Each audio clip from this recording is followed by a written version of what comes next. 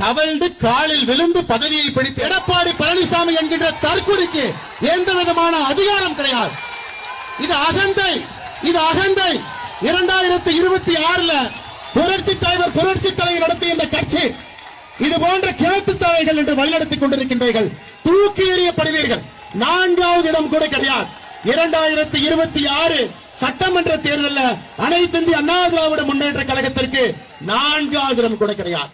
அடுத்த 8 மாத காலம் கடுமையாக உழைத்து திராவிட முன்னேற்ற கழகத்தினுடைய ஆட்சியை அகற்றிவிட்டு தேசிய ஜனநாயக கூட்டணியுடைய ஆட்சி இன்று நம்முடைய எதிர்க்கட்சி தலைவராக இருக்கக்கூடிய அண்ணன் எடப்பாடி பழனிசாமி அவர்களை ஆட்சியில் அமர வைக்க வேண்டிய பொறுப்பு தேசிய ஜனநாயக கூட்டணியினுடைய ஒரு தொண்டனுக்கும் இருக்கு.